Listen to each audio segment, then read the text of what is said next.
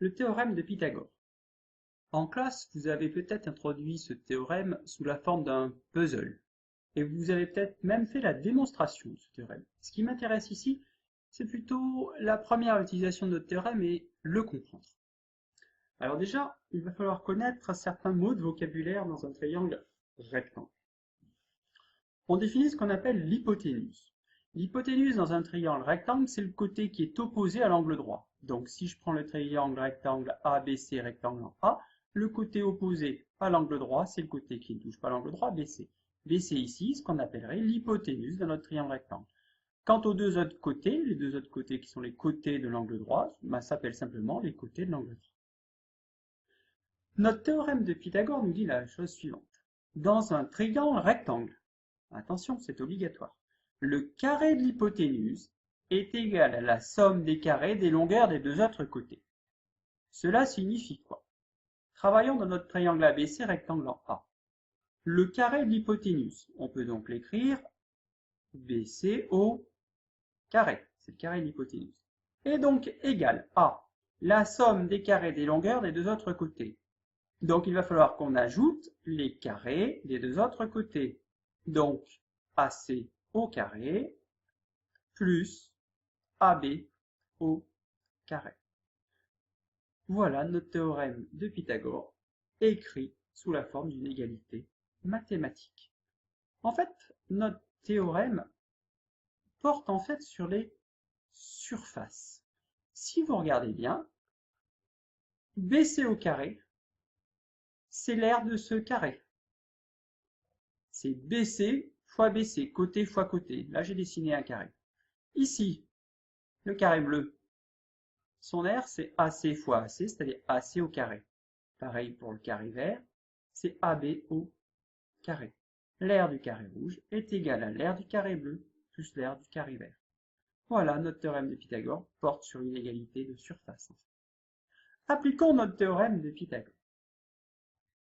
Déjà, ici, premier exemple, on a un triangle OTN qui est rectangle en T. Tout ce que je veux savoir ici, c'est quelle est l'égalité que vous allez me fournir.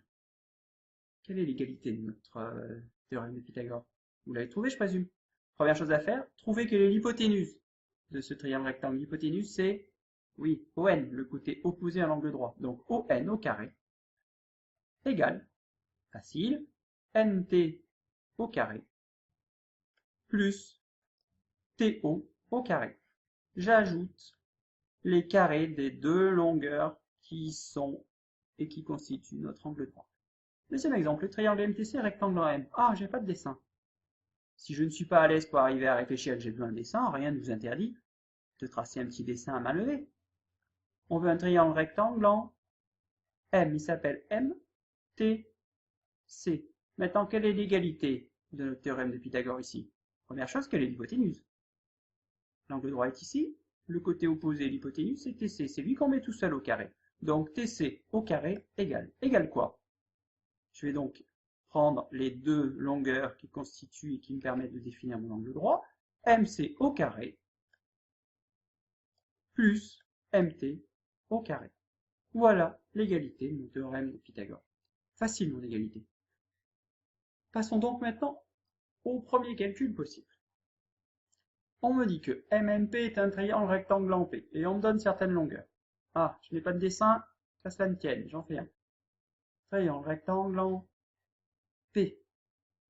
Donc, j'ai M et j'ai N. Maintenant, on me dit que la longueur NP, ici 6. La longueur MP, ici, mesure 8. Alors, j'ai bien un triangle rectangle, je peux donc utiliser mon théorème de Pythagore, et je vais toujours commencer, pour ma rédaction, pour écrire la chose suivante.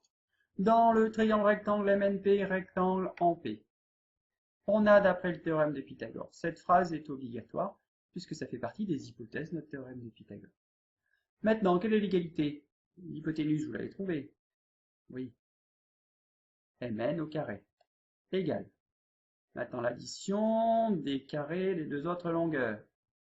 Donc, les deux longueurs ici constituent notre angle droit, Pn au carré plus Pm au carré.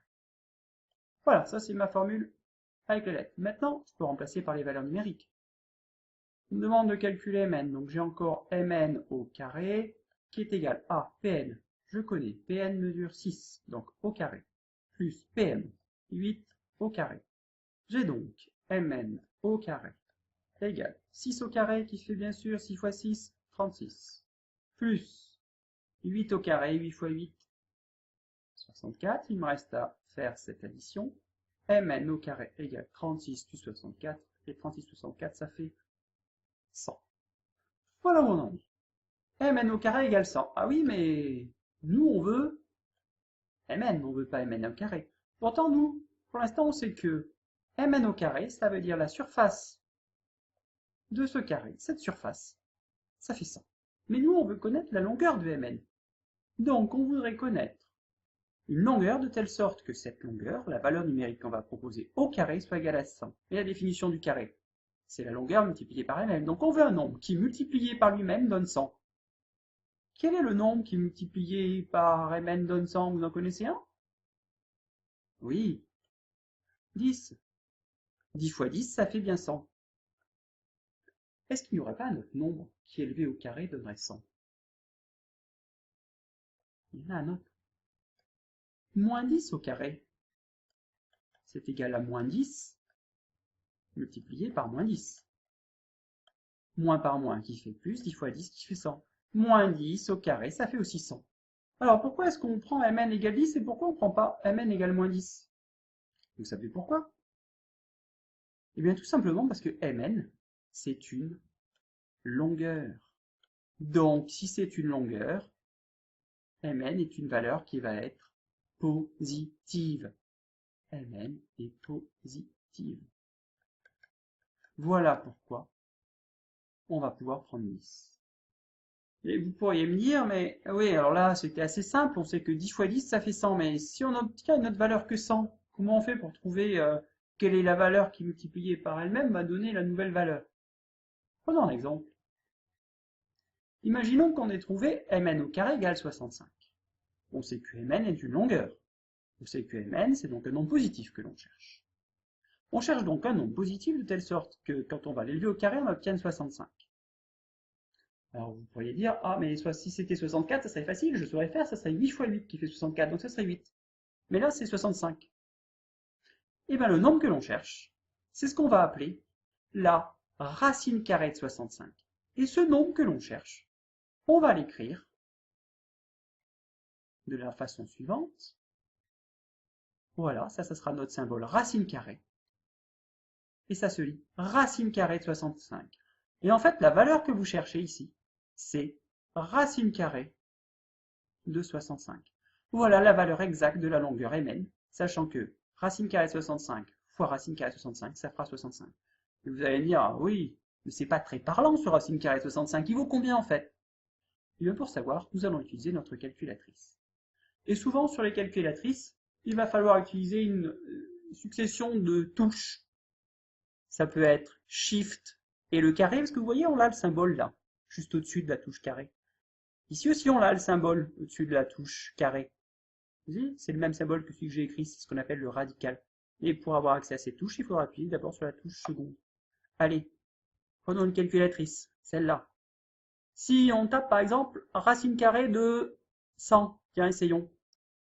Seconde, la touche pour avoir racine carrée est au-dessus du carré. Racine carrée, vous voyez que mon symbole s'est écrit. Racine carrée de 100. Égal. Vous voyez, ça m'a bien donné mon 10 de tout à l'heure. Maintenant, si je tape racine carrée de 65, la valeur que je veux là, ma valeur exacte. Exécution. Ah, ça me dit que ça donne racine carrée de 65. Oui, alors je vais quand même demander à la calculatrice de me donner une écriture à virgule. Elle en est capable. Ici, je vais appuyer sur la touche AFF.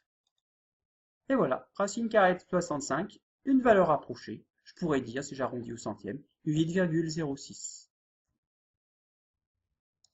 Si jamais vous avez une autre calculatrice, par exemple une Casio, peut-être que la racine carrée sera au-dessus de la fonction de la touche carré, ou elle est peut-être directement sous cette forme. Allez, racine carrée de 65.